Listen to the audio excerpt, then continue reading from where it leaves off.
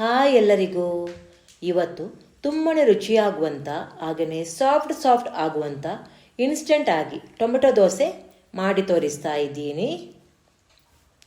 ಹಿಟ್ಟು ರುಬ್ಬೋಕೆ ಮಿಕ್ಸಿ ಜಾರಿಗೆ 1 ಕಪ್ ರವೆಯನ್ನು ತಗೊಂಡಿದ್ದೀನಿ. ಮೀಡಿಯಂ ರವೆನೂ ಆಗುತ್ತೆ, ಉಪ್ಪಿಟ್ಟು ರವೆನೂ ಆಗುತ್ತೆ. ರವೆ ಹುರಿದು ಹಾಕುವ ಅಗತ್ಯವಿಲ್ಲ, ಡೈರೆಕ್ಟಾಗಿ ಹಾಕಬಹುದು.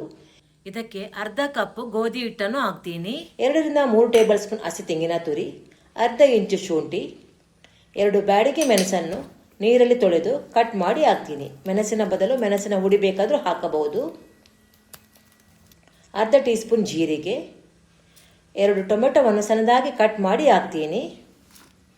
ಅರ್ಧ ಕಪ್ ಮೊಸರನ್ನು ಹಾಕಿ ಮೊದಲು ಸ್ವಲ್ಪ ಗ್ರೈಂಡ್ ಮಾಡ್ತೀನಿ. ಇವಾಗ ಇದಕ್ಕೆ ನೀರು ಹಾಕಿ ಹಿಟ್ಟನ್ನು ದಪ್ಪವಾಗಿ ಅಂದರೆ ದೋಸೆ ಹಿಟ್ಟಿನ ಅದಕ್ಕೆ ಫೈನಾಗಿ ರುಬ್ಬಿ ತರ್ತೀನಿ. ನೋಡಿ, ಹಿಟ್ಟು ರುಬ್ಬಿಯಾಗಿದೆ. ಇದನ್ನು ಒಂದು ಬೌಲಿಗೆ ಹಾಕ್ತೀನಿ. ಮಿಕ್ಸಿ ಜಾರಿಗೆ ಸ್ವಲ್ಪ ನೀರು ಹಾಕಿ ಇದನ್ನು ಹಿಟ್ಟಿಗೆ ಸೇರಿಸಿ ಹಿಟ್ಟನ್ನು ಮಿಕ್ಸ್ ಮಾಡ್ತೀನಿ. ಹಿಟ್ಟು ದೋಸೆ ಹಿಟ್ಟಿನ ಅದಕ್ಕೆ ಇಡಬೇಕು.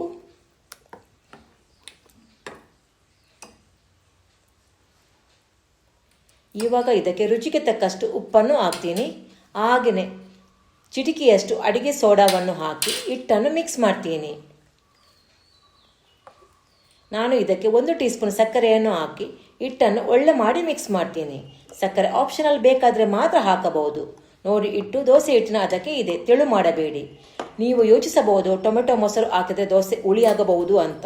ಇಲ್ಲ, ದೋಸೆ ಸ್ವಲ್ಪನೂ ಹುಳಿಯಾಗೋದಿಲ್ಲ, ತುಂಬಾ ರುಚಿಯಾಗಿರುತ್ತೆ ದೋಸೆ. ಗ್ಯಾಸ್ ಸ್ಟವ್ ಆನ್ ಮಾಡಿ ಪ್ಯಾನ್ ಬಿಸಿ ಮಾಡೋಕ್ಕೆ ಇಟ್ಟಿದ್ದೀನಿ. ಇದಕ್ಕೆ ಸ್ವಲ್ಪ ತೆಂಗಿನ ಎಣ್ಣೆಯನ್ನು ಹಾಕಿ ಸ್ಪ್ರೆಡ್ ಮಾಡಿ 1 ಸ್ಪೂನ್ ಹಿಟ್ಟನ್ನು ಹಾಕ್ತೀನಿ. ನೋಡಿ ಹೇಗೆ ಕಣ್ಣು ಬೀಳ್ತಾ ಉಂಟಲ್ಲ. ಇವಾಗ ಇದರ ಮೇಲೆ ಬೇಕಾದರೆ ಸ್ವಲ್ಪ ತೆಂಗಿನ ಎಣ್ಣೆಯನ್ನು ಸ್ಪ್ರೆಡ್ ಮಾಡಬಹುದು.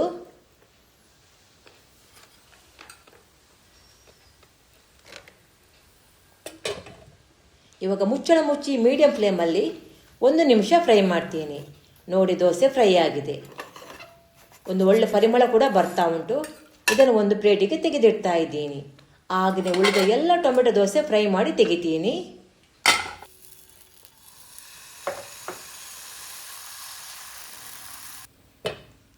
ನೋಡೋಕ್ಕೆ ಎಷ್ಟು ಚೆಂದ ಕಾಣ್ತಾ ಉಂಟಲ್ಲ. ಟೇಸ್ಟ್ ಕೂಡ ಸೂಪರ್ ಆಗಿದೆ.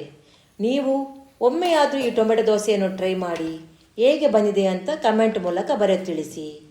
ನನ್ನ ಇವತ್ತಿನ ಟೊಮೆಟೊ ದೋಸೆ ರೆಸಿಪಿ ನಿಮಗೆ ಇಷ್ಟವಾದರೆ ಒಂದು ಲೈಕ್ ಕೊಡಿ. ಎಲ್ಲರಿಗೂ ಥ್ಯಾಂಕ್ ಯು ಫಾರ್ ವಾಚಿಂಗ್.